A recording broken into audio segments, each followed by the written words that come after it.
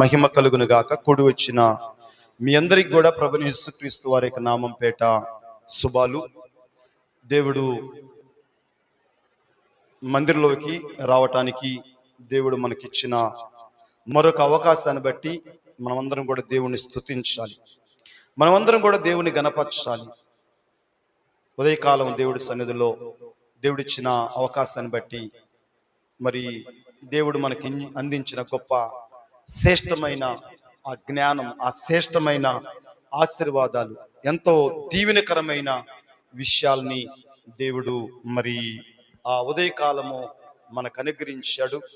అనుగ్రహించిన దేవుడు ఈ రాత్రి కూడా ఈ పిలుపును మీరు మరి స్వాగతించి మిమ్మల్ని మీరు సిద్ధపరచుకొని వచ్చిన మిమ్మల్ని అందరినీ కూడా ఈ రాత్రి దేవుని పాదం దగ్గర, దేవుని సంఘంలో ఉన్న మిమ్మల్ని అందరినీ కూడా ప్రభువైన యేసుక్రీస్తు వారికి నామపేట హృదయపూర్వక నేను అభినందిస్తున్నా. ఇంకా ఈ రీతిగా ప్రతి ఒక్కరు కూడా దేవుని యొక్క పాదం దగ్గరికి రావాల్సిన వారు చాలా మంది ఉన్నారు. వచ్చి వారి కుటుంబాలని, లేక వారి పిల్లల్ని, లేక వారి సమస్యల్ని, వారి యొక్క వ్యాధుల్ని, వారి యొక్క రోగాల్ని, వారి కలిగిన ప్రతి ఆర్థికమైన పరిస్థితులు కానీ దేవుని పాదం దగ్గరకు వచ్చి చక్కగా అవన్నీ కూడా దేవుని దగ్గర వారి యొక్క సమస్యలన్నీ కూడా సరిచేసుకోవడానికి దేవుడు సమయోచితమైన సహాయం కొరకు కృపాసనం దగ్గరికి ఆయన ఆహ్వానిస్తూ ఉన్నాడు. దీనికి స్తోత్రుడా, హల్లెలూయా. ఈ యొక్క సమయంలో మనకి దేవుడిచ్చిన ఈ పరిశుద్ధ గ్రంథము, ఈ బైబిల్ గ్రంథంలో ఉన్న మాటలు ఈ రాత్రి కొద్ది సమయము మనము పరిశీలన చేద్దాం. ఉదయకాలము పరిశీలన చేసిన విషయాలే మరలా క్షుణ్ణంగా మనందరితో కూడా మాట్లాడటానికి దేవుడు మరి ఒక అవకాశాన్ని మనకి అనుగ్రహిస్తున్న దేవుడు. దీనికి స్తోత్రా. మత్తయి సువార్త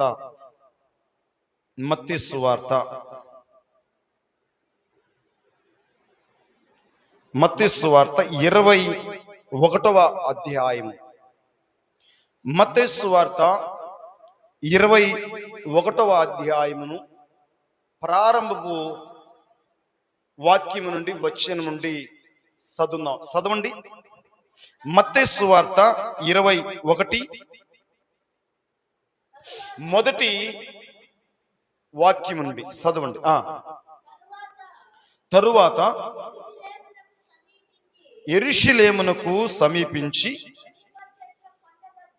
ఒలీవ చెట్ల కొండ దగ్గర ఉన్న బెస్తక్కేకు వచ్చినప్పుడు యేసు తన శిష్యుల్లో ఇద్దరిని చూసి, మీ ఎదుటనున్న గ్రామమునకు వెళ్ళగానే కట్టబడి ఉన్న ఒక గాడిదయు దానితోనున్న ఒక గాడిద పిల్లయు మీకు కనబడును. వాటిని విప్పి నా యొద్దకు తోలుకొని రండి. ఎవడైనను మీతో ఏమైనను అనిన ఎడల అవి ప్రభువునకు కావలసి ఉన్నవని చెప్పవలెను. ఎంటనే అతడు వాటిని తోలు పెట్టునని చెప్పి వారిని పంపెను. ప్రవక్త వలన చెప్పబడినది నెరవేరునట్లు ఇది జరిగెను. అది ఏమనగా, ఇదిగో నీ రాజు సాత్వికుడై గాడిదను భారవాహిక ప్రసూ పిల్లనైన చిన్న గాడిదను ఎక్కి నీ యొద్దకు వచ్చుచున్నాడని సియోను కుమారితో చెప్పుడి అనునది.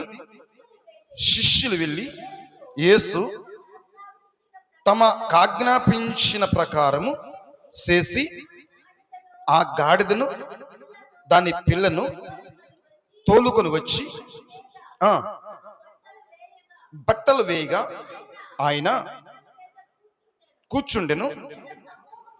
జన సమూహములను ఆ ఆ దారి పొడుగున పరిచిరి. కొందరు కొందరు చెట్ల కొమ్మలు నరికి దారి పొడుగున పరిచిరి. జన సమూహములలో ఆయనకు ముందుగా ఆ ఉమ్, దావీదు కుమారునికి జయము, ప్రభు పేరిట వచ్చువాడు స్తుతింపబడును గాక, సర్వోన్నతమైన స్థలములలో జయము అని కేకలు వేయుచుండిరి. ఆయన యెరూషలేమునకు వచ్చినప్పుడు పట్టణమంతయు ఈయన ఎవరో అని కలవరపడిను. జన సమూహము ఈయన గలిలయలోని నజరేతు వాడగు ప్రవక్త అయిన యేసు అని చెప్పిరి. దేనికి స్తోత్ర. ఈ రాత్రి చదవబడిన వాక్యాన్ని బట్టి దేవుడు మనందరితో కూడా మాట్లాడలేము. దీన్ని స్తోత్రం చెల్లిదా. స్తోత్రం స్తోత్రం స్తోత్రం స్తోత్రం స్తోత్రం స్తోత్రం. హల్లెలూయా. ఈ రాత్రి మరి ఈ యొక్క ఈ వాక్యాన్ని బట్టి లేక ఈ పగటి కాలము అనుకో ఈ పునరుద్ధరణ ఆరాధన, ఈ పునరుద్ధరణ ఆరాధన, ఈ సకల పరిశుద్ధుల పునరుద్ధరణ ఆరాధనలో ఈ యొక్క మత్తయి సువార్త 21 నుండి మొదటి వచనం చదువుతుంటే యేసుక్రీస్తు వారు ఆయన ఈ లోకాన్ని ప్రేమించి ఈ లోకంలో 33.5 సంవత్సరాలను జీవించాడు. 33.5 సంవత్సరాలు జీవించిన యేసుక్రీస్తు వారు మొట్టమొదటిగా ఆయన చెప్పిన మాటలు ఏంటంటే, పరలోక రాజ్యం సమీపించింది, మారుమనసు పొందండి, ఒక గొప్ప మంచి వార్తను ప్రపంచానికి లేక ప్రతి మానవుడికి, ఈ భూమి మీద ఉన్న ప్రతి మానవుడికి అని చెప్తున్నాడు. ఒక మంచి వార్తను తీసుకొని దేవాదేవుడి లోకానికి వచ్చాడు. వచ్చిన ఆయన ఆ మంచి వార్తను మరి చెప్తూ ఎందరెందరో అనేక రకాలైన సమస్యలతో, అనేక రకాలైన పరిస్థితుల్లో, అనేక రకాలైన వ్యాధులు, అనేక రకాలైన దురాత్మతో, అపవిత్ర ఆత్మతో పీడింపబడుతూ శాంతి లేక సమాధానము, విశ్రాంతి లేక ఎన్నెన్నో రకాలైన మానవుడు ఎన్నెన్నో రకాలుగా ఎన్నింటికో అతడు మానవుడు అనేక రకాలైన లేక వ్యసనాలకి, అనేక రకాలైన శక్తుల ద్వారా బంధించబడి విడుదల లేకుండా, సమాధానం లేకుండా ఎందరెందరో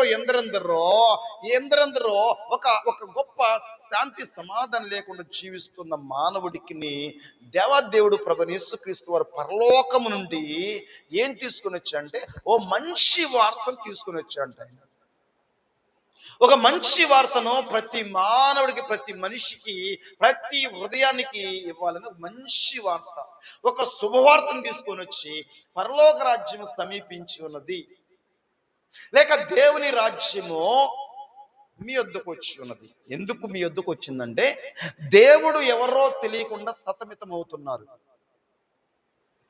దేవుడే మీ వద్దకు వచ్చాడు మిమ్మల్ని ప్రేమించి. ఈ భూమి మీద ఉన్న మనిషి దేవుడు ఎవరో తెలియకుండా సతమితం అవుతున్నారు. సతమితం అవుతూ రకరకాలైన దేవతల్ని ఆరాధిస్తూ చెట్లకి, పుట్లకి, రాళ్ళకి, రప్పలకి, రకరకాల జంతు రూపాల్లో ఉన్న అట్టి యొక్క ప్రతిమలను ఆశ్రయించి అనేక రకాలుగా దేవునికి ఆ దైవత్వం తెలుసుకోకుండా మానవుడు ఎటు పడితే జీవిస్తున్నాడు. ఎలాంటి పడితే అలాంటి ఆరాధన చేస్తున్నాడు, ఎలాంటి పడితే అలాంటి ప్రార్థన చేస్తున్నాడు. ఎలాంటి రకాలైన భక్తిని కొనసాగిస్తున్నప్పటికీ కూడా వాళ్ళ జీవితాల్లో నెమ్మది ఉండట్లేదు, వారి జీవితాల్లో సమాధానం ఉండట్లేదు, వారి జీవితాల్లో గొప్ప విడుదల ఉండట్లేదు. ఎన్నో రకాలైన సమస్యలతో మానవుడు సతమితమవుతూ, ఎందుకు ఇలాంటి బ్రతుకు నాకు అవసరమా, ఎలాంటి జీవితం నాకు అవసరమా అని ఎంతెంతో ఆ ఆ యొక్క ప్రతి మానవుడు వేదన చెందుతున్న ఆ మనిషికి బ్రతికించాలని, లేక ఆ పరలోక రాజ్యాన్ని చేర్చాలని నశించిపోతున్న ప్రతి మానవ జాతిని ఆయన ప్రేమించి మీ ఎద్దుకు వచ్చాను, మీరు మారు మనసు పొందండి అని అలాగా మంచి వార్తను చెప్తూ ఆయన ఇక ఈ భూమి మీద 33 సంవత్సరాలు జీవించిన యేసు ప్రభు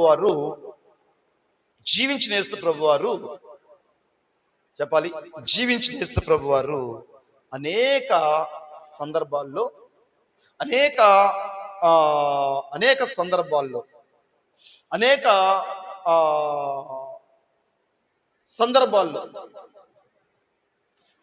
పర్యాయాల్లో యెరూషలేములోకి ఆయన ఎన్నో సందర్భాల్లో వెళ్ళాడు. పోతున్నాడు దేవాదేవుడు యేసుక్రీస్తు వారు. అయితే ఇక ఆయన ఏమంటాడంటే ఓసారి చూస్తే యోహాను సువార్త 17వ అధ్యాయంలో చూస్తే అక్కడ యేసుక్రీస్తు వారు మరి ఆయన ప్రార్థన చేస్తున్నాడు. యోహాను సువార్త ప్రారంభ వచనం చదువుదాం. యేసు ఈ మాటలు చెప్పి ఆకాశం వైపు కన్నులెత్తి ఇట్లను, తండ్రి, నా గడియ వచ్చి ఉన్నది, నీ కుమారుణ్ణి నిన్ను మహిమపరచినట్లుగా నీ కుమారుని మహిమపరచుము. నీవు నీ కుమారునికి ఇచ్చిన వారందరినీ ఆయన నిత్య జీవమును అనుగ్రహించినట్లు సర్వ శరీరుల మీద ఆయనకు అధికారం ఇచ్చితివి అన్నాడండి. యోహాను సువార్తలో దేవాదేవుడు ప్రభువైన యేసుక్రీస్తు వారు చెప్పాలి ప్రార్థన చేస్తున్నాడు. ఏమని ప్రార్థన చేస్తున్నాడు? ఇప్పుడు ఏమని ప్రార్థన చేస్తున్నాడంటే ఆయన ఈ భూమండలం మీద ఉండి ఇక్కడ యేసు ఈ మాట చెప్పి ఆకాశం వైపు కళ్ళెత్తి ఇట్లని తండ్రి, నా గడియ వచ్చి ఉన్నది. యేసుక్రీస్తు వారు తండ్రి, నా గడియ వచ్చి ఉన్నది అంటూ ప్రార్థన చేసిన యేసుక్రీస్తు ఆయన గడియ వచ్చిందంట. అనేక పర్యాయములు ఆ యెరూషలేములోకి వస్తూ పోతున్న 33 సంవత్సరాలు. అయితే ఈ మత్తయి సువార్త 21లో చూస్తున్నప్పుడు ఆ ప్రారంభ వాక్యంలో మత్తయి సువార్తికుడు పరిశుద్ధాత్మ దేవుడు ఏం చెప్తున్నాడంటే, ఏమని అక్కడ రాయబడదంటే, ఆయన ఆ యెరూషలేములోకి రాజుగా తన్ను తాను చెప్పాలి దేవుని బిడ్డ, తన్ను తాను రాజుగా ప్రకటించుకోవటానికి, రాజుగా ప్రదర్శించుకోవటానికి ఆయన ఆ యెరూషలేములోకి ప్రవేశించడానికి ఆ యెరూషలేములోకి వెళ్తున్నాడంటండి. అంతకుముందు చాలా మంది ఏమనుకున్నారు, ఆయన ఒక సువార్తికుడుగాను, లేక ఒక బోధకుడుగాను, లేక ఒక సువార్తికుడుగా, ఒక బోధకుడుగా, ఒక ప్రవక్తగా చాలా మందికి అర్థం కాకుండా మీరెవరయ్యా అక్కడ వారు కూడా ఇందాక మత్తయి సువార్తలో చూస్తే ఆయన ఆ జయప్రవేశాన్ని ప్రవేశించిన యేసుక్రీస్తు వారు ఆ యెరూషలేములోకి వెళ్తున్న ఆ సందర్భాన్ని చూస్తుంటే తన శిష్యులకు చెప్పాడు, మీరు పట్టణంలోకి వెళ్ళి కట్టబడిన గాడిద పిల్ల ఉంటది, అది నా కొరకు కావాలని మీరు అది కట్టబడిన గాడిద పిల్లలు మీరు ఇప్పుకొని రండి అని చెప్పినప్పుడు తన శిష్యులు ఆ గాడిదకి యజమానుడుగా ఉంటున్న అతని దగ్గరికి వెళ్ళి ప్రభు వారు ఏమైతే చెప్పాడో అదే చెప్పినప్పుడు ఆ గాడిదను తల్లిని ఆ గాడిద పిల్లని తీసుకొని వచ్చినప్పుడు ఇక్కడ ఆ దేవదేవుడు ఏం చేస్తున్నాడంటే ఏం చేస్తున్నాడంటే అక్కడ ఆ గాడిద పిల్ల మీద ఎక్కి యెరూషలేములోకి ప్రవేశిస్తుంటే అక్కడ ఉన్న వాళ్ళందరూ కూడా కలవరపడుతున్నారు. ఎవరైనా ఈయన ఎట్టివాడు, ఈయనెవరు అని కలవరం చెందుతున్నారంట. కలవరపడుతున్నప్పుడు అక్కడ ప్రజలందరూ కూడా, లేక మనకి దేవుడు ఒక గొప్ప ఒక గొప్ప ఆ ఇశ్రాయేలు జనాంగానికి, లేక ఆ యూదులుగా ఆ యెరూషలేము పట్టణంలో నివసిస్తున్న వారికి కొన్ని వందల సంవత్సరాల క్రితము జకర్య ప్రవక్త ద్వారా ఒక ప్రవచనాన్ని ఆయన రిలీజ్ చేస్తున్నాడు. రిలీజ్ చేసిన ఆ వాక్యాన్ని జకర్య 9వ అధ్యాయము 9వ వాక్యం చదువుదాం. జకర్య గ్రంథము 9వ అధ్యాయము 9వ వాక్యము. సియోను నివాసులారా బహుగా సంతోషించుడి, యెరూషలేము నివాసులారా ఉల్లాసముగా ఉండుడి. నీ రాజు నీతిపరుడును రక్షణ గలవాడును దీనుడై గాడిద మీద గాడిద పిల్లను ఎక్కి నీ యొద్దకు వచ్చుచున్నాడు అని జకర్య కొన్ని వందల సంవత్సరాలు దేవాదేవుడు ప్రభువైన యేసుక్రీస్తు వారు ఈ లోకానికి రాక మునిపే అక్కడ ఆ యెరూషలేములో ఉన్న ప్రజలు, ఆ యూదులుగా ఉంటున్న ప్రజలకి ఎందరెందరో రాజులు పరిపాలన చేశారు. ఎందరెందరో వారికి రాజులుగా నియమించబడ్డారు. ఆ యెరూషలేములో ఎందరెందరో సింహాసనాసీనులయ్యి అధికారాన్ని వారు కొనసాగించారు. అయితే వారందరూ కూడా, ఆ రాజులందరూ కూడా, ఆ రాజులు ఆ పరిపాలన ఆ లేఖనాల్లో మనం చూడగలుగుతుంటాం. మన పూర్వీకులను బట్టి, మన పితలను బట్టి ఇశ్రాయేలీక జనాంగానికి రాజులు చాలా మంది ఉంటారు, కోకొల్లలుగా ఉండారు. కానీ ఈ రాజు యెరూషలేములోకి ఎందుకు ప్రవేశిస్తున్నాడు చెప్పాలి? ఎందుకు ప్రవేశిస్తున్నాడండి? గమనిస్తుంటే ఏ రాజు అయినా రాజుగా తన హోదాని, తన హుందాన్ని ప్రదర్శించుకోవాలంటే ఒక రథాన్ని, లేక గుర్రాల్ని, ఒక గొప్ప సైన్యాన్ని, తన రాజ్యంలో ఉన్న ఆ సైన్యాన్ని, లేక ఆ సామగ్రిని ఆ రాజుగారు ప్రదర్శించుకుంటూ అక్కడ ఆ పట్టణాల్లోకి, ఆ ప్రదేశాల్లోకి ప్రవేశించబడ్డప్పుడు ఆ రాజును చూసి చాలా మంది కూడా ఆ రాజు అంటే ఇలా ఉంటాడా, ఆ రాజు, ఆ రాజ్య పరిపాలన, ఆ రాజుగారు ఈ రీతిగా తన యొక్క రథాన్ని, లేక ఆ యొక్క తన సైన్యాన్ని, తన కలిగిన ఆయుధాలు తీసుకొని వస్తున్నాడా? మా దేశానికి మా రాజు వస్తున్నాడు, మమ్మల్ని అందరినీ పరిపాలన చేయటానికి, మమ్మల్ని అందరిని ఆదుకోవటానికి రాజు వస్తున్నాడు.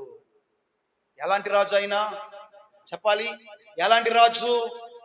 అక్కడ వారందరూ కూడా రాజును చూసి, రాజ్య అధికారాన్ని బట్టి, తనకున్న ఆ రాజు యొక్క పదవులను బట్టి చాలా మంది రాజుగారికి జయము జయము జయము జయము, రాజుగారికి, మా రాజుగారికి అందరూ కూడా జయము జయము రాజా, జయము జయము రాజా అని చెప్పి అందరూ కూడా ఆ రథము ఆ రీతిగా మరి ఆ పట్టణంలోకి, ఆ ప్రాంతంలోకి వెళ్తుంటే అక్కడ సైన్యం అంతా కూడా ఏం చేస్తారంట? జయము జయము రాజా, మా రాజుగారికి జయము జయమని వాళ్ళు ఆ జై కొడుతూ ఆయన ఆహ్వానిస్తూ ఉంటారు. తనకు ఒక రథం ఉంది. ఎందుకంటే చెప్పాలి, ఆ రథాన్ని ఎక్కి, ఆ రథాన్ని మోసే గుర్రాలన్నమాట. రాజుగారికి ఏముండాలి? గుర్రం ఉండాలి. గుర్రం దేనికి వాడతారు? యుద్ధానికి వాడతారు. గుర్రాన్ని దేనికి వాడతారు అంటే యుద్ధానికి వాడతారు. యుద్ధంలో గుర్రము చాలా అవసరం. ఆ యుద్ధాల ద్వారా చెప్పాలి, ఆ యుద్ధాల ద్వారా ప్రాణ నష్టమే గాని, ఆస్తి నష్టమే గాని, పట్టణాలు పాడైపోవటమే గాని, పతనమైపోవటమే గాని, ఆ రాజుల ద్వారా, ఆ రౌతుల ద్వారా, ఆ గుర్రాల ద్వారా, ఆ ప్రజలు చేస్తున్న యుద్ధాలను బట్టి ఎందరెందరో ప్రాణాలు కోల్పోయి ఎందరెందరో ఆ పట్టణాలు పాడైపోయే పరిస్థితుల్లో మనము చూస్తున్నాం. అయితే ఈ రాజు ఎలాంటి వాడై అంటే ఈయన గాడిదను ఎంచుకున్నాడంట. ఎంచుకున్నాడంటండి. ఈ గాడిద ఎందుకు ఎంచుకున్నాడంటే ఈ రాజు ఈ గాడిదని ఈ గుర్రాన్ని లేక ఒక ఒక ఒక ఆ రథాన్ని సైన్యాన్ని ఎంచుకోకుండా ఏమెంచుకున్నాడంటే గుర్రాన్ని ఎంచుకోకుండా గాడిదని ఎంచుకున్నాడంట.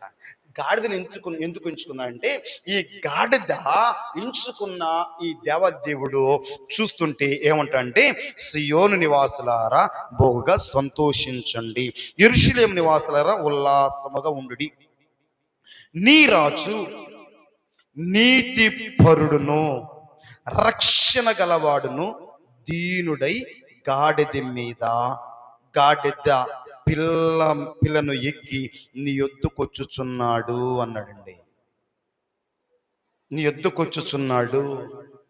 తన ప్రజలను రక్షించడానికి ఆయన ఎలాంటి వాడంటే నీతిపరుడు అంటండి. నీతిపరుడును చెప్పాలి, రక్షణ గలవాడు దీనుడై ఉన్నాడంట. ఆయన దీనుడై ఉన్నాడంట. ఈ రాజుగారు తన ప్రజలకు ఏమి ఇవ్వటానికి వస్తున్నాడు? రక్షణ ఇవ్వటానికంట. రక్షణ. దావీదు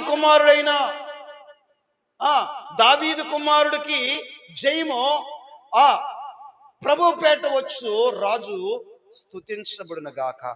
ఇశ్రాయేలీక రాజుకి ఏంటంట? స్తుతించబడును గాక. ఆయన సాత్వికుడై దీన మనసు గలవాడై మీ యొద్దకు వస్తున్నాడు. ఇప్పుడు ఈ రాజు ఏమి ఇవ్వటానికి వస్తున్నాడంటే యుద్ధాలు చేయడానికి రావట్లేదంట. ఆయన యుద్ధాలు చేయడానికి రావట్లేదంట. దేశాలకి చెప్పాలి, దేశాలకి సమాధానం లేకుండా యుద్ధాలతో అనేకుల యొక్క ప్రాణాలు కోల్పోతున్న ఆ ప్రజలకి ఆ యుద్ధాలు లేకుండా ఏం చేయడానికి వచ్చాడంటే యుద్ధాలు ఆపివేసి సమాధానాన్ని ఇవ్వటానికి వచ్చాడంట. ఆనాటి కాలంలో మన పూర్వీకులకి ఇజ్రాయేలు జనానికి రాజులు ఉండారు. రాజులు తక్కువ లేరు, చాలా కోకొల్లలుగా రాజులు ఉండారు. ఆ రాజులందరూ కూడా యుద్ధాలు చేశారు. ఆ రాజుల ద్వారా అక్కడున్న ఆ పట్టణాలకు కానీ ప్రాంతాలకు కానీ ప్రజలకి సమాధానం లేదంట, శాంతి లేదంట, నెమ్మది లేదంట. మన పూర్వీకులకి రాజులను దేవుడు ఏర్పరిచాడు. కానీ ఆ రాజులు ఎలాంటి వారంటే శాంతిని ఇవ్వట్లేదు, సమాధానాన్ని ఇవ్వట్లేదు.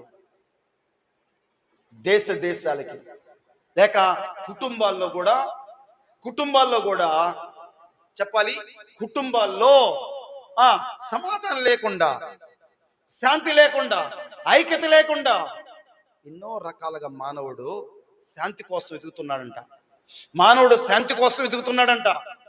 మానవుడు మనిషి విశ్రాంతి కోసం వెతుకుతున్నాడంట తన జీవితంలో.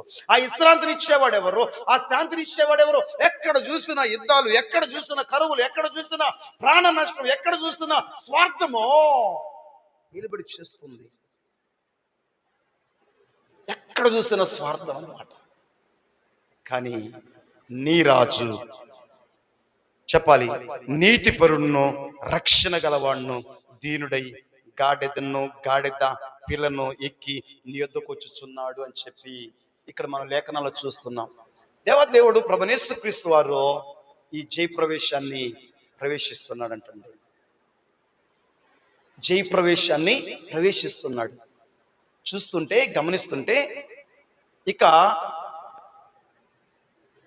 ఇక మనం గమనిస్తుంటే అందుకు అక్కడ అన్నాడు ఆయన, తండ్రి నా గడియ వచ్చి ఉన్నది, నీ యొద్ద ఏ మహిమ ఉందో ఆ మహిమతో నన్ను మహింపరచు అన్నాడు.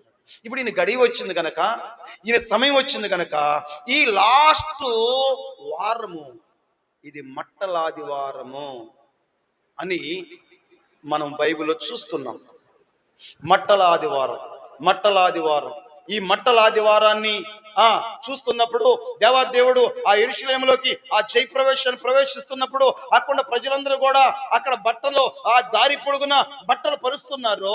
ఆయన ఆ యెరూషలేములో ఉన్న ప్రజలందరినీ కూడా ఆయన స్వాగతిస్తూ ఆయన్ని జయ కొడుతూ ఓసన్నా జయం, ఓసన్నా జయం, ప్రభు పేట వచ్చువాడు స్తుతించబడును గాక, సర్వోన్నతమైన స్థలముల్లో ఆయనకి మహిమ కలుగును గాక, మహిమ కలుగును గాక అని అక్కడ ఆ ప్రాంత ప్రజలందరూ కూడా ఆయన ఆహ్వానిస్తున్నారు, బట్టలు పరుస్తున్నారు. మట్టలు దారి పొడుగున చెట్ల కొమ్మలు తీసుకొచ్చి ఏం చేస్తున్నారంట?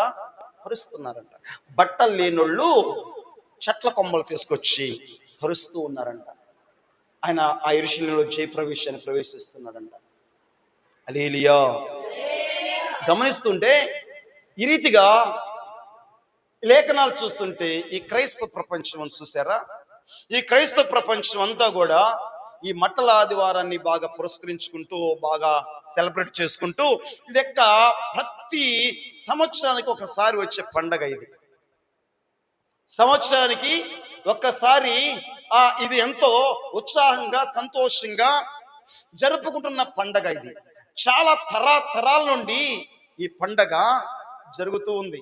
ఈ భూమండలం మీద ఉన్న క్రైస్తవులు ఈ మట్టలాదివారము ప్రతి సంవత్సరం జరిపించుకుంటూ ఈ కార్యక్రమాన్ని వాళ్ళు ఆచరిస్తూ దీని మీద చాలా ఈ రీతిగా ఈ కార్యక్రమం జరిపిస్తున్నారు. ప్రతి సంఘంలో ప్రతి చోట ఏం చేస్తారంటే కొన్ని మట్టలు చేతబట్టుకొని అక్కడ సంఘపు ఆ నాయకులు, ఆ సంఘస్థులు అందరూ కూడా ఏం చేస్తారంట, ఆ ప్రాంతమంతా కూడా ఉంటున్న కాలనీ అంతట్లో కూడా ఆ సంఘస్థులందరూ కూడా ఈ మట్టలు తీసుకొని ఓ సన్నా జయం, ఓ సన్నా జయం, ఓ సన్నా జయం అని ఇది మట్టలాదివారం అని చెప్పి మన క్రైస్తవులు కూడా కొనసాగుతున్నారు, చేస్తున్నారు. చాలా మంచిది. చాలా సంవత్సరాలుగా ఇది ఒక ఆచారంగా కానీ, అది భక్తిపూర్వకంగా కానీ, లేకపోతే అది ఏ కార్యక్రమంలో జరుగుతున్నారో తెలియదు కానీ ఎన్నో సంవత్సరాలుగా జరుగుతుంది. క్రైస్తవ ప్రపంచంలో జరుగుతుంది.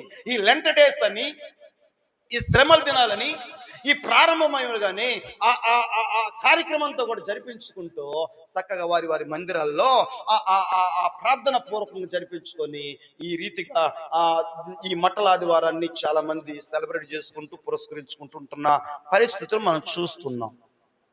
ఆయన్ని కూడా దేవాదేవుని కూడా చెప్పాలి, ఆ యెరూషలేములోకి ఆయన గాడిద మీద ఎక్కి అలాగా ఆ యెరూషలేములోకి ప్రవేశిస్తున్నప్పుడు అక్కడ వాళ్ళందరూ కూడా ఏం చేస్తున్నారు, ఆ యెరూషలేము ఈదుల్లో ఆ గాడిద మీద ఎక్కి అక్కడ ప్రజలందరూ కూడా ఆయన ఏం చేస్తున్నారంట, ఆ ఈదుల్లో ఓసన్నా జయము, దావీదు కుమారుడికి చేయము, ఓ సన్నా చేయము, ప్రభు పేట వచ్చేవాడు స్తుతించబడును గాక, సర్వోన్నతమైన స్థలముల్లో ఆయనకి మహిమ కలుగును గాక, ఓ సన్నా జయం, ఓ సన్నా జయం, ఓ సన్నా జయం. మెస్సయ్య వచ్చుతున్నాడు, ఇదిగో మెస్సయ్య వచ్చుతున్నాడు, ఈదుల రాజు వస్తున్నాడు, ప్రభులకు ప్రభు వస్తున్నాడు. ఇదిగో ఆయన తన రాజులకి, తన ప్రజలకి ఒక రాజుగా తాను ప్రత్యక్షపరచుకోవడానికి ఇదిగో ఆ యొక్క యెరూషలేములోకి, ఆ సియోను అనే ఆ ప్రాంతంలోకి ఆయన వచ్చుచున్నాడని చెప్పి అందరూ చాలా కోలాహలంగా, చాలా సంతోషంగా ఆ కార్యక్రమాన్ని కొనసాగుతూ ఉన్నారు. దీనికి స్తోత్రం. కొనసాగిస్తూ ఉన్నప్పుడు గమనిస్తుంటే ఈయనకి లాస్ట్ ఆదివారం ఈ యెరూషలేములోకి ఆయన ప్రవేశిస్తూ, ఇక యెరూషలేములోకి ప్రవేశించిన దేవుడు ఈ ఆదివారం మట్టలాదివారంగా మనం బైబిల్లో చూస్తున్నాం, బైబిల్లో చదువుతున్నాం, బైబిల్లో మనం ధ్యానిస్తున్నాం. ఇది ఏ వారం అంటే మట్టలాదివారము. ఈ మట్టలాదివారం రోజుని పేరు పెట్టబడింది. ఈ మట్టలాదివారం రోజు లాస్ట్ ఆ జయప్రవేశాన్ని ప్రవేశిస్తున్న దేవుడు ఆ యెరూషలేములోకి వెళ్తున్న ఆ యొక్క కార్యక్రమం మనం అంతా కూడా చూస్తున్నాం. హల్లెలూయా. చూస్తున్నాం. ఆయన ఆ దినాల్లో ఆ రీతిగా ఆయన రాజుగా, మెస్సయ్యగా ఎంతో గొప్ప ఆదరణ పొందుతూ అనేకులు ఆయన్ని స్వాగతిస్తున్నారు, ఆహ్వానిస్తున్నారు.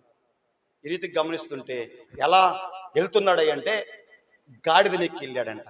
ఇక ఈ ఆదివారము, ఈ లాస్ట్ ఆదివారము ఆయన ప్రవేశించిన తర్వాత ఇక్కడిని ఈ ఈ ఈ యొక్క ఈ రోజు నుండి యెరూషలేములోనే దాదాపు వారము రోజుల్లో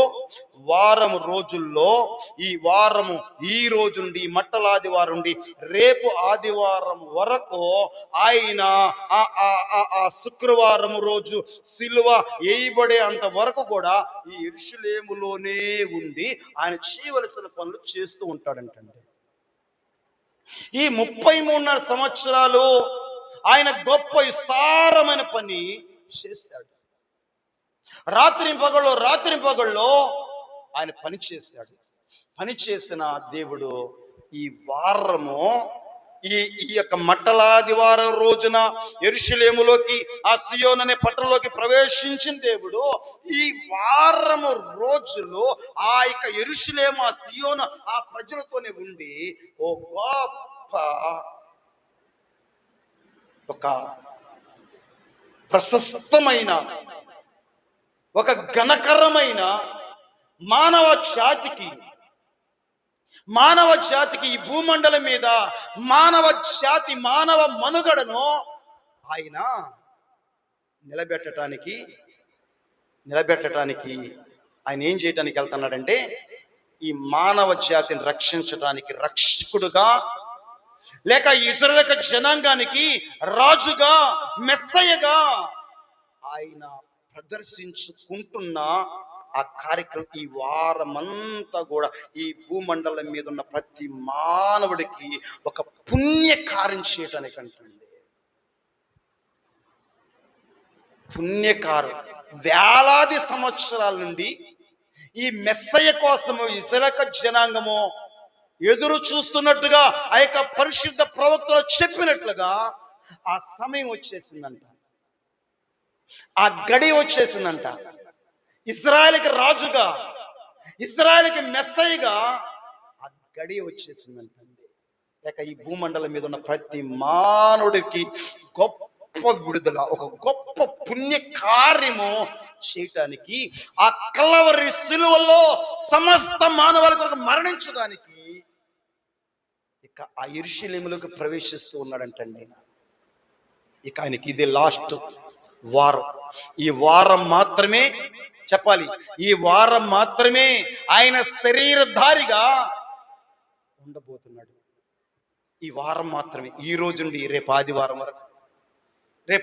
వరకు కూడా కాదు, శుక్రవారం వరకు అన్నమాట.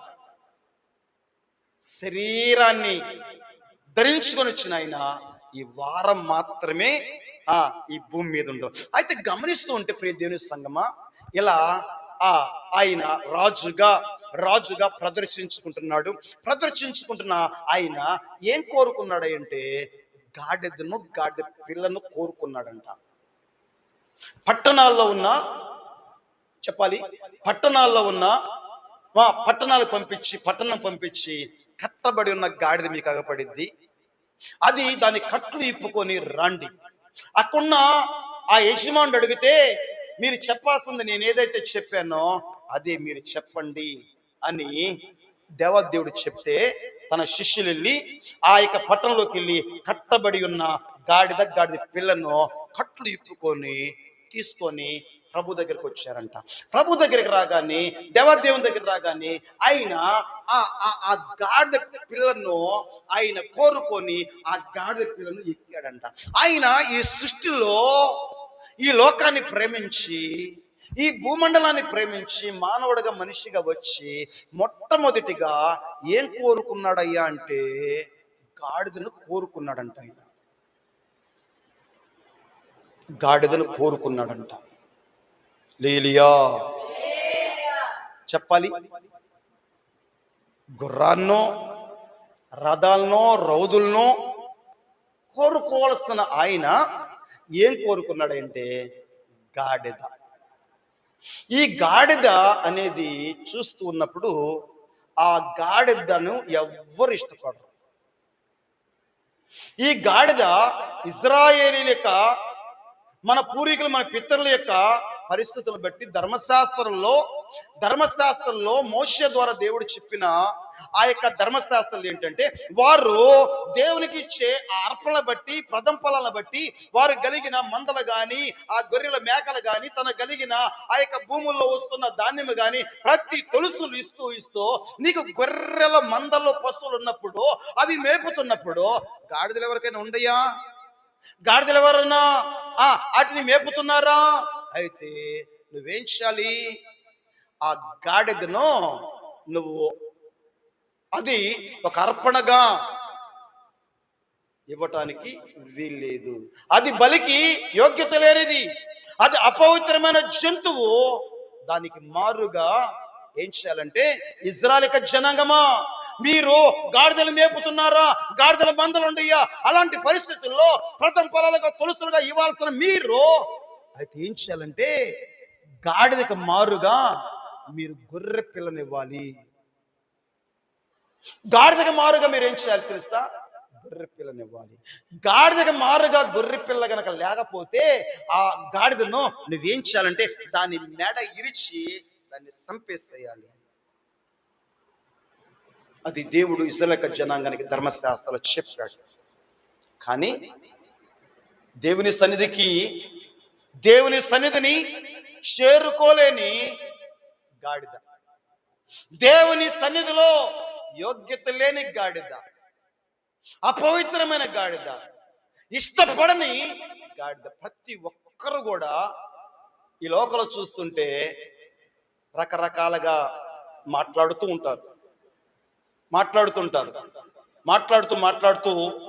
పిల్లలు మాటనకపోయినప్పటికీ కూడా పిల్లల్ని ఏమని మాట్లాడతా అంటే, అరే అడ్డగాడిద, అరే నిలువుగాడిద అని ఎన్నెన్నో రకాలుగా.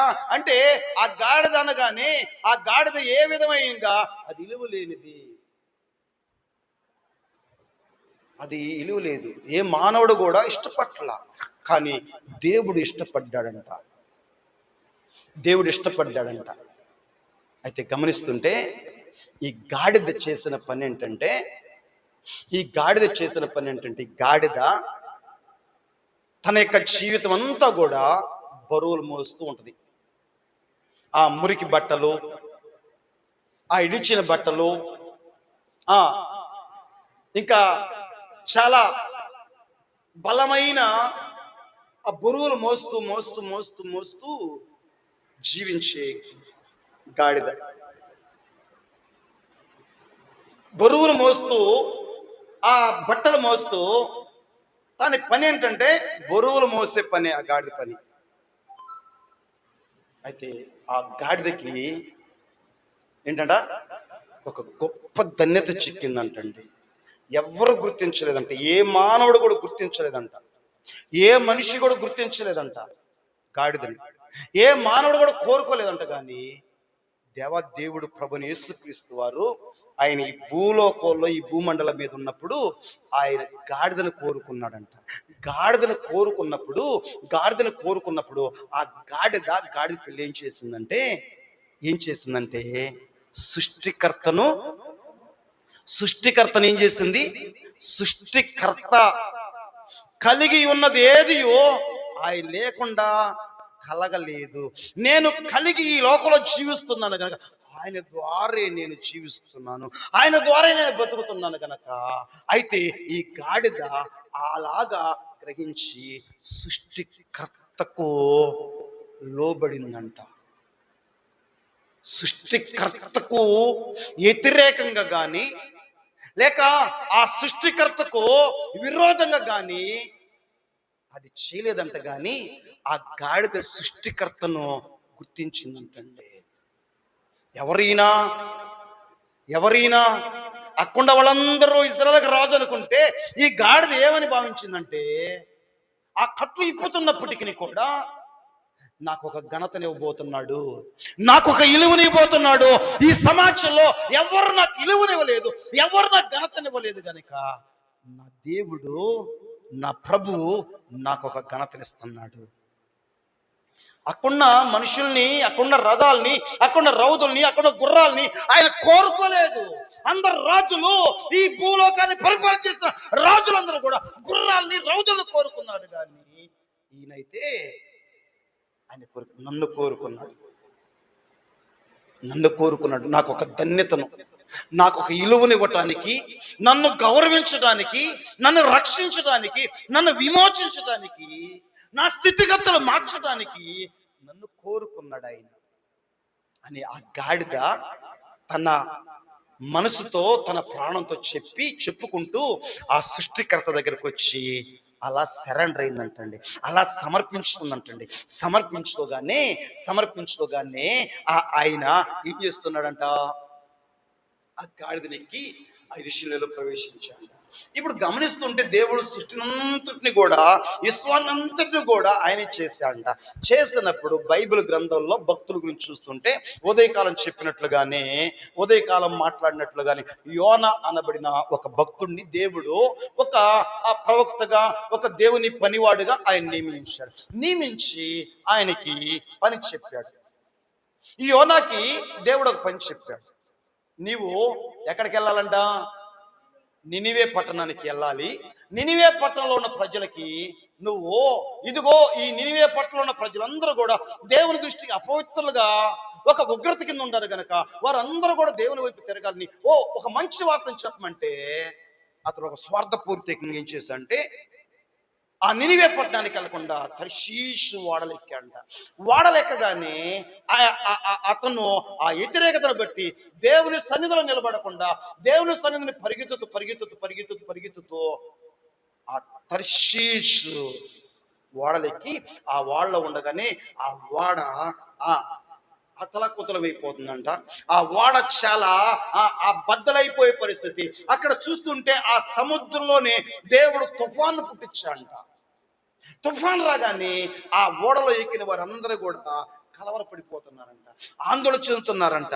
ఏంటి అనుకోని రీతుల్లో ఇలా మనము మన ప్రాంతానికి, విదేశాలకు వెళ్ళి ఆ యొక్క రవాణా మన దేశాలకి ఆ యొక్క రవాణా అందుబాటు చేసుకుంటూ అవన్నీ కూడా మనం తెచ్చుకుంటూ చాలా విలువైన ధనాన్ని పెట్టి ఆ యొక్క నిత్య అవసర వస్తువులు మన ప్రాంతానికి మనం తెచ్చుకుంటుంటే, ఇప్పుడు ఏంటి ఈ నిత్యావసర వస్తువులంతా కూడా చాలా విలువైన ఆ ధాన్యమంతా కూడా ఈ తుఫాను ద్వారా ఈ ఓడ పగిలి బద్దలైపోయిందేమో అని వారి దేవతలకి, వారి దేవుళ్ళకి ప్రార్థన చేస్తున్నారు.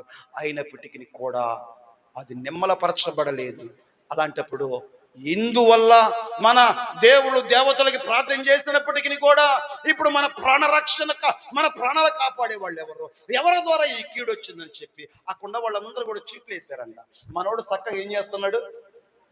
హాయిగా చక్కగా నిద్రపోతున్నాడంట, గురకలు పెడుతూ నిద్రపోతున్నాడు. ఆ కొండలో నిద్రపోతూ ఏంటి ఇంత గొప్ప ప్రమాదం, ఇంత గొప్ప ప్రాణ అపాయాల్లో ఈ సునామీ వచ్చేసి ఆ ఓడంతా బద్దలైపోయే పరిస్థితుల్లో నెమ్మది లేకపోయి నువ్వు ఎంత హాయిగా పనుకున్నావయ్యా, నువ్వెవరివి అని అతని డీటెయిల్స్ అంతా అడగగానే చెప్పాడు.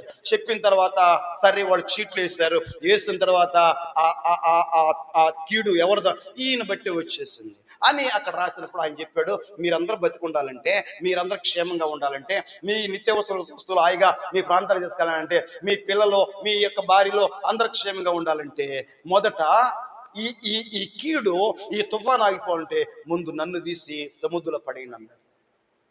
నన్ను తీసి సముద్ర పడేయను కానీ వాళ్ళు ఏం చేస్తారు? శుభ్రంగా సముద్ర పడేయగానే ఒక తిమింగళం ఉందంట. ఆ తిమింగళం నోట్లో 3 రోజులు ఉండంట మనవాడు.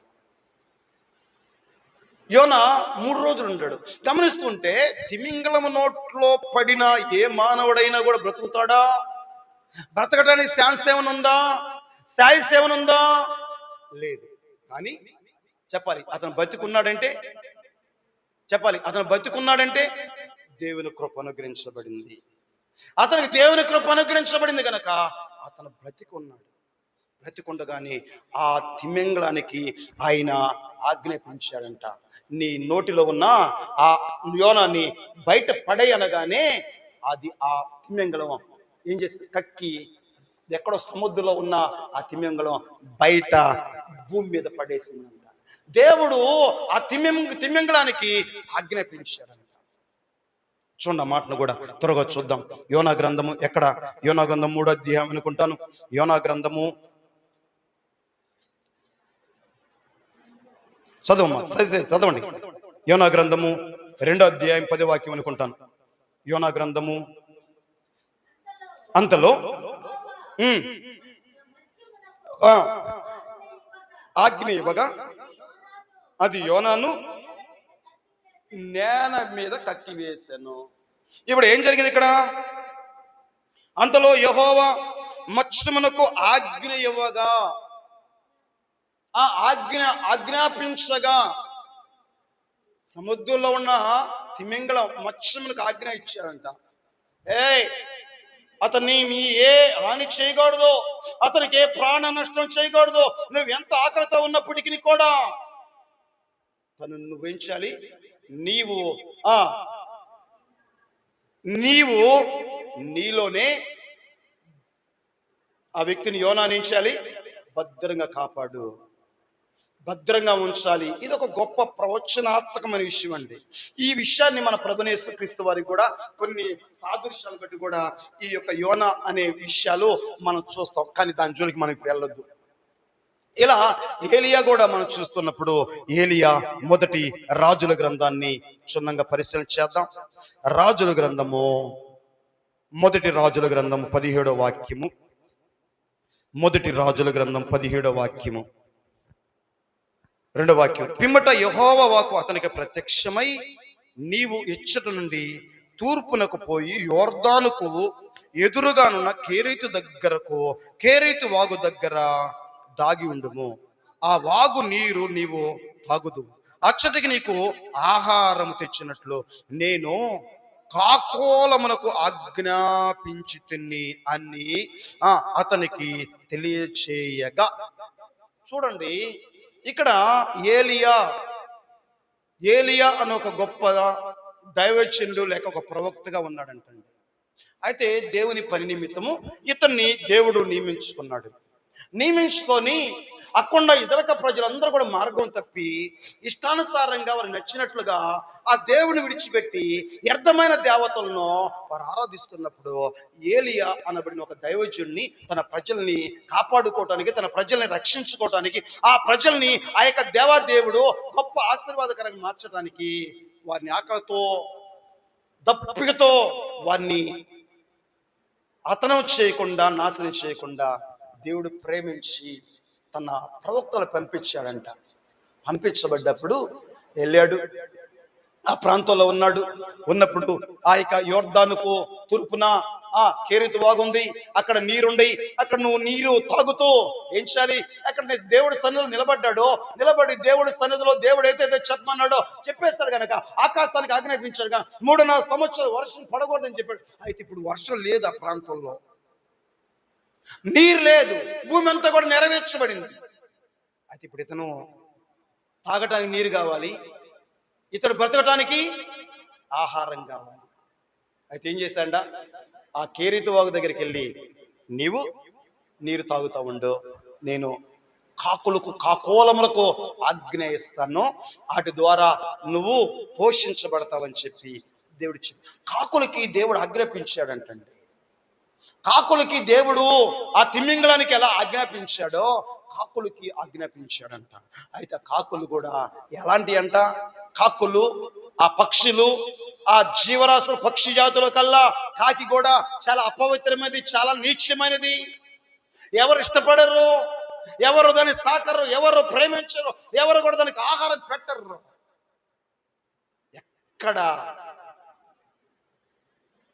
పీనిగలుంటే, ఎక్కడ డెడ్ బాడీలుంటే, ఎక్కడ శవాలుంటే ఆ శవాల మీద పిరుక్కొని తింటూ తృప్తి లేని జంతువు వంటిది. ఎంత తిన్నా కూడా తృప్తి ఉండదంట ఈ కాకి. పిల్లలు చేతుల్లో కూడా అందుకొని అలాగే వెళ్ళిపోతూ ఉంటదంట.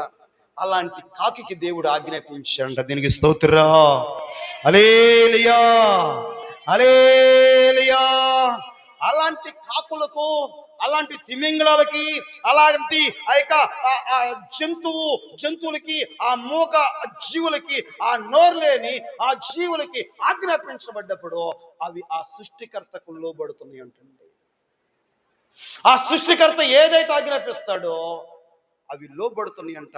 ఆయన చెప్పినట్లుగా ఆయన కార్యక్రమాలకి, ఆయన చేస్తున్న ప్రతి పనికి ఎంతో ఉపయోగపడే రీతిలో ఉంటున్నాయి అంట. కానీ మనిషి గురించి దేవుడు చెప్పాడంట, మనిషి గురించి దేవుడు మాట్లాడుతున్నాడు, మనిషి గురించి, మనిషి యొక్క స్వభావం గురించి, మనిషి యొక్క నేచర్ గురించి దేవుడు చెప్తున్నాడు. ప్రియ దేవుని సంగమా, ప్రియ దేవుని యొక్క జనాంగమా, చూస్తూ ఉంటే అక్కడ నిర్గమకాండము 32 అధ్యాయము, నిర్గమకాండం 32 9వ వాక్యం చదువుదాం. నిర్గమకాండము 32వ అధ్యాయము 9వ వాక్యము.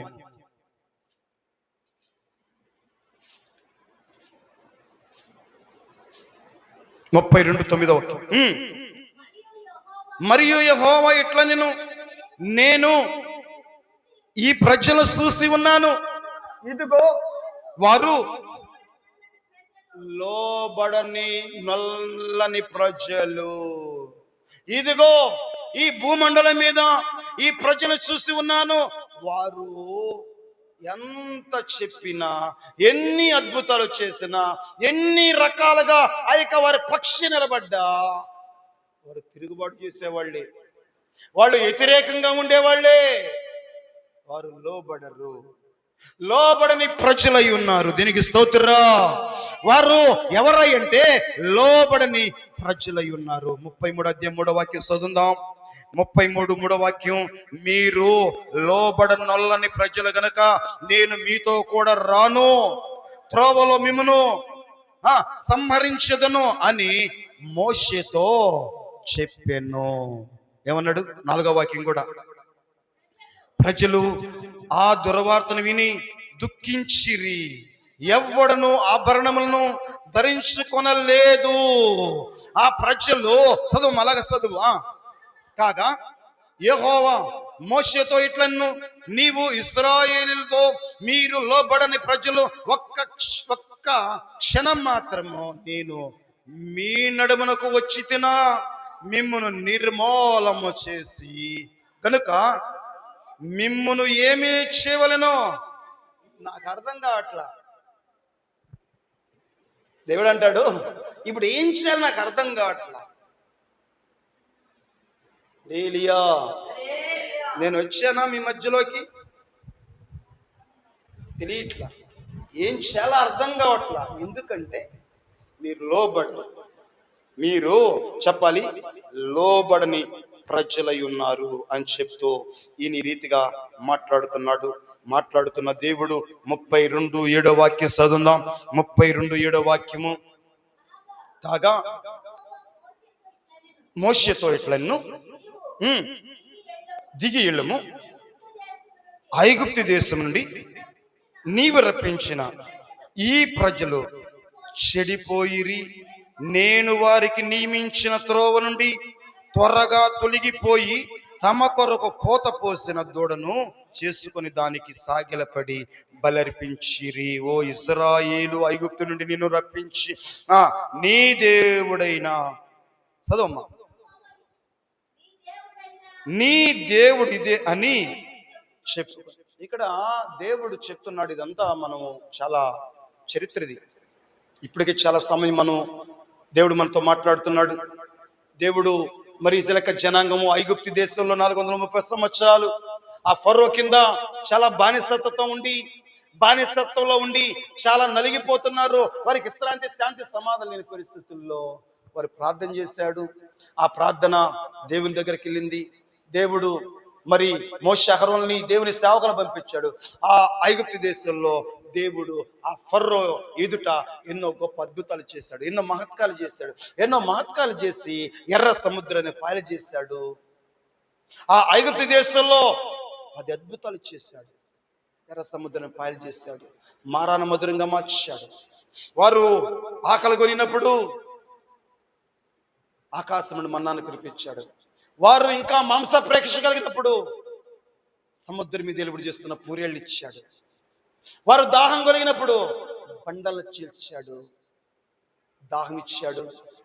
40 సంవత్సరాలు వారిని ఎడబాయక వారి ఎన్నంటి ఉండి వారు నడిపిస్తూ నడిపిస్తూ నడిపిస్తూ ఆ సీనాయి పర్వతం, సీనాయి అరణ్య దగ్గరికి వారు ఆ ప్రయాణంలో చేరుకుని అక్కడ దేవుడు మోషేని ఆ సీనాయి పర్వతం మీదకి రమ్మని ఆయన ఆజ్ఞాపించినప్పుడు మోషే సీనాయి పర్వతం దగ్గర దేవుని దగ్గరికి 40 రోజులు ఆయన ఉపవాసం ఉన్నప్పుడు అక్కడ ఇజ్రాయేలు ప్రజలు ఏం చేశారంటే వారి దగ్గర ఉన్న ఆ బంగారము, వారి చెవులున్న ఆ పోగులన్నీ కూడా తీసుకొని ఒక విగ్రహం చేసుకున్నారంట. విగ్రహం చేసుకొని ఒక దూడం చేసుకున్నారంట. అంటే గడ్డి మేసే ఒక దూడ రూపం చేసుకొని అక్కడ అందరూ కూడా ఏం చేస్తున్నారంటే ఆ దూడను వాళ్ళు ఎదుటి పెట్టుకొని అక్కడ గొప్ప ఆరాధన చేస్తున్నాడంట. గొప్ప ఉజ్జీవాన్ని కలిగి ఐగుప్తు దేశంలో నుండి మమ్మల్ని విడిపించిన దేవుడు నీవేనని ఆ దూడకు, ఆ గడ్డి మేసే ఆ దూడకు సాగిలపడి ఆరాధన చేస్తున్నారంట. ఇంతగా వారిని కాపాడితే, ఇంతగా వారి పక్షాన్ని నిలబడితే మోషే దేవుని సన్నిధిలో నిలబడి ఆ యొక్క దేవుడిచ్చే ఆ ధర్మశాస్త్రాన్ని ఆ 2 రాతి పలకలను ఆ 40 రోజులు 40 పగళ్ళు ఉండి దేవుని దగ్గర పట్టుకొని వస్తూ ఉండగానే మోషే ఏమైపోయాడు, మమ్మల్ని తీసుకొని వచ్చిన మోషే అని చెప్పి వాళ్ళు ఏం చేశారంట, ఒక దూడను చేసుకున్నారంట. అయితే ఇక్కడ గమనిస్తూ ఉంటే ప్రియ దేవుని సంగమ, ప్రియ దేవుని యొక్క జనాంగమ, కీర్తన గ్రంథము 95 10వ వాక్యం చదువుదాం. కీర్తన గ్రంథము 95 10వ వాక్యం. 40 ఏండ్ల కాలము ఆ తరము వారి వలన నేను ఇసికి వారి హృదయమున తప్పిపోవు ప్రజలు వారు నా మార్గములను తెలుసుకొనలేదని అనుకుంటుని అన్నాడండి. అక్కడ దేవుని ప్రజల పక్షమున 40 సంవత్సరాలు అబ్రహాముకి వాగ్దానం చేశాడు. ఆ పాలు తేనె ప్రవహించే ఆ కనాను దేశానికి వారిని ఇస్తానని చెప్పి ఆ వాగ్దానం చేసిన దేవుడు నమ్మదగిన దేవుడు గనక వారిని ఎడబాయక ఆ 40 సంవత్సరాలు వారితోనే ఉంటే ఆ ఉంటున్న దేవుడంట వారు చేస్తున్న శాస్త్రాలు ఆ సహించలేక ఇసికిపోయాడంట. దేవుడు ఇసిగిపోయాడంట. హల్లెలూయా, దేనికి స్తోత్రం. దేవుడు ఇసిగిపోయాడంట. చూస్తూ ఉన్నప్పుడు ప్రియ దేవుని సంగమా, మానవుడు మనిషి దేవుడు స్వరూపముందు ఆయన పోలిక చొప్పున చేస్తే కానీ మానవుడు దేవునికి లోబట్ల. ఈరోజు ఈ మట్టలాదివారం అనేది ఎన్నో సంవత్సరాలుగా ఎన్నో తరతరాల నుండి జరిపిస్తున్నప్పటికీ కూడా ఆచారంగానే జరుగుతున్నది కానీ ఎన్నో రకాలైన ఈ మట్టలాదివారమే ఎన్నో ప్రసంగాలు దైవజనులు చెప్తున్నారు. ఎన్నో రకాలుగా దేవుడు వారి ద్వారా మాట్లాడిస్తున్నాడు. కానీ అది ఆచారంగానే జరిపిస్తున్నారు. కానీ ఆ గాడిద దేవుడికి లోబడినట్లుగా, ఆ గాడిదకి ఘనత పొందుకున్న రీతుల్లో ఈరోజు మన జీవితాలను చూస్తుంటే ఆ గాడిద ఎవరై ఉన్నారంటే మనమే అయి ఉన్నాం గనక ఆ గాడిదకు మారుగా మరి ఆ యొక్క మనల్ని ఇడిపించడానికి, మనల్ని రక్షించడానికి ఆ గాడిదను కోరుకున్న దేవుడు మనల్ని కోరుకున్నాడంటండి. సృష్టిలో ఆయన కలగజేస్తున్న సమస్తంలో మానవుని దేవుడు కోరుకున్నాడంట. ఆ గాడిద స్థానంలో మనల్ని పెట్టుకున్నాడంటండి దేవుడు. ఆ గాడిద జీవి, ఒక నోరు లేని జీవి, ఆ మూగ జీవి అయితే సృష్టికర్తను గుర్తించింది కానీ, ఆ సృష్టికర్తకు లోబడింది కానీ, మనుషులుగా దేవుని స్వరూపమందు చేయబడిన మనము ఎన్ని సంవత్సరాలుగా ఈ మట్టలాదివారం జరిపించుకుంటూ మందిరాలకు వెళుతూ ఈ 40 రోజులు ఈ యొక్క గుడ్ ఫ్రైడే రోజు ఈ 7 మాటలు చెబుతూ ఈ ఈస్టర్ని జరుపుకుంటున్నప్పటికీ అది ఒక ఆచారంగానే జరుగుతుంది. కానీ దేవునికి లోబడుతున్నామా?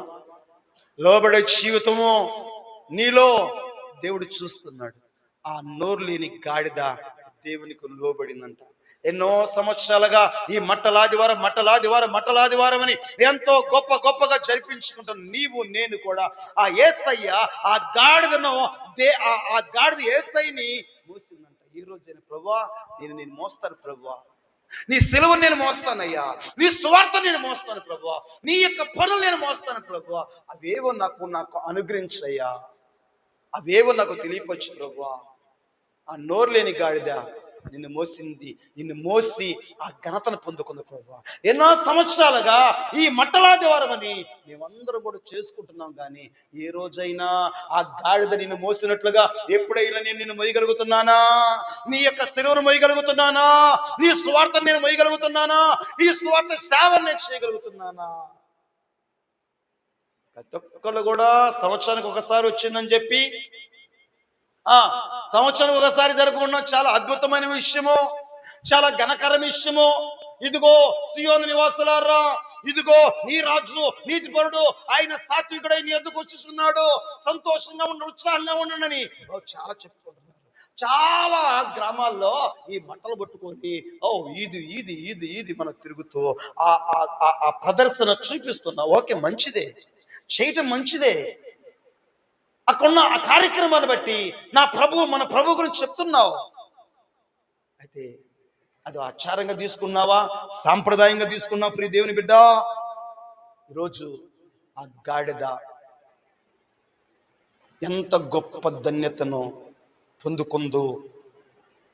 ఆ గాడిద ఆ సృష్టికర్త అనే దేవుడికి లోబడిందంట. ఆ గాడిద చెప్పాలి, ఆ సృష్టికర్తని దేవునికి సమర్పించుకుందంటండి.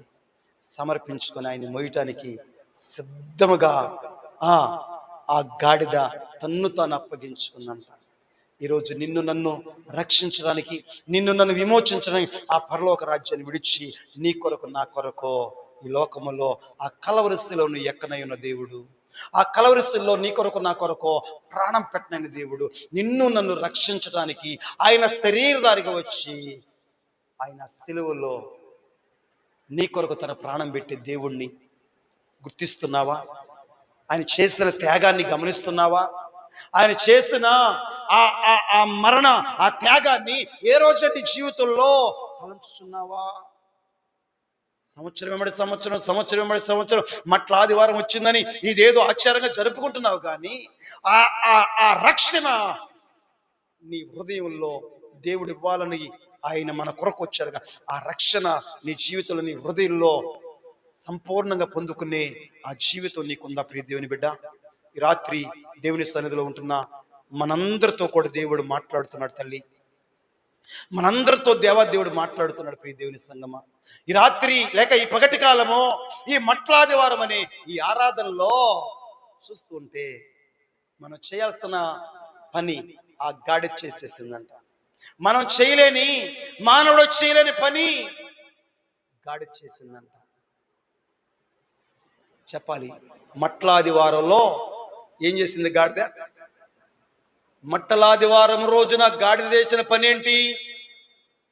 ఆ నోరులేని ఆ మోగ జీవి చేసిన పని ఏంటి? ఒక ఇలువైన, ఒక ఘనమైన పని చేసిందంట, ఒక అద్భుతమైన పని చేసిందంట. ఈరోజు నువ్వు చేయగలుగుతున్నావా? ఈరోజు దేవుని బిడ్డగా నువ్వు ఎన్నో సంవత్సరాలుగా ఈ లోకంలో జీవిస్తున్న నీవు దేవుని పనుల కోసం ఎంత ఆరాటపడగలుగుతున్నావు, ఎంత వాంఛతో ఉన్నావు, ఎంత భారంతో ఉన్నావు. సంఘంలో జరుగుతున్న కార్యక్రమాలు బట్టి ఏ రోజైనా నిన్ను నువ్వు అప్పగించుకోగలుగుతున్నావు ప్రియ దేవుని బిడ్డ? ప్రార్థన చేసుకుందాం. స్తోత్రము తండ్రి, పరిశుద్ధుడా, జీవాధిపతి, మీ స్తోత్రాలు. మహనీయుడా, మీకు స్తోత్రాలయ్యా. ఈ రాత్రి మమ్మల్ని అందరినీ పగటి కాలము ఈ మట్లాదివారం రోజున అయ్యా, ఇదిగో ప్రభు, ఎన్నో సంవత్సరాలుగా జరిపించుకుంటున్నా ఈ మట్లాదివారం ఒక ఆచారంగా, సాంప్రదాయంగా కాకుండా ప్రభు, ఒక అద్భుతమైన రీతుల్లో మా అందరితో మీరు మాట్లాడి ఆ గాడిద చేసిన పని, మట్లాదివారం రోజున గాడిద చేసిన పని ప్రతి మానవుడికి లేక క్రైస్తవ ప్రపంచానికి మీరు తెలియపరుస్తున్న దేవుడా, మీరు మాట్లాడుతున్న దేవుడా, మీ స్తోత్రాలయ్యా. ఈ రాత్రి, ఈ పగటి కాలము మమ్మల్ని అందరినీ కూడా అయ్యా మీరు జ్ఞాపకం చేసుకోమని, మమ్మల్ని అందరినీ కూడా మీరు నీ కృపతో నింపమని, అయ్యా ఆ గాడిద మారుగా మమ్మల్ని విమోచించాలని, ఆ గాడిదకు మారుగా మా స్థితిగతులు మార్చాలని, నీకు లోబడాలని, నీ వైపు తిరగాలని, నీ శాసనాలు నీ కట్టలను నువ్వు పెట్టిన మార్గంలో మేము నడవాలని ఎంతెంతగానో ఆశపడుతున్న దేవుడా మీ స్తోత్రాలు, ఎంతెంతగానో బోధిస్తున్న దేవుడా మీ స్తోత్రాలు. ఈ రాత్రి మా అందరిని ప్రేమించావయ్యా. లేక ఈ పగటి కాలము అయ్యా ఇదిగో ప్రభువా గడిచిన అయ్యా ఇదిగో మట్టలాదివారము ఆ సంవత్సరం నుండి ఈ రోజు వరకు మమ్మల్ని మీరు ఈ మట్టలాదివారం జరిపించుకోవటానికి, ఈ మట్టలాదివారం రోజున మీరు మాట్లాడే ప్రతి మాటను ప్రభువా మా జీవితాల్లో మేము పొందుపరుచుకోవటానికి ఇటు కృపను అనుగ్రహించిన తండ్రి మీ స్తోత్రాలు చెల్లిస్తున్నాం. ఈ రాత్రి అయ్యా ఈ బిడ్డలందరినీ ప్రభువా మీ చేతులకు అప్పగిస్తున్నా. నీ విశేషమైన జ్ఞానాన్ని, నీ దైవ సంబంధమైన అనంత జ్ఞానాన్ని ప్రతి బిడ్డకు మీరు అనుగ్రహించి కృప చూపించమని, సహాయం ఇచ్చేయమని యేసు పరిశుద్ధ నామములో అడిగి వేడుకుంటున్నాము తండ్రి. ఆమేన్. స్తోత్రం. హల్లెలూయా.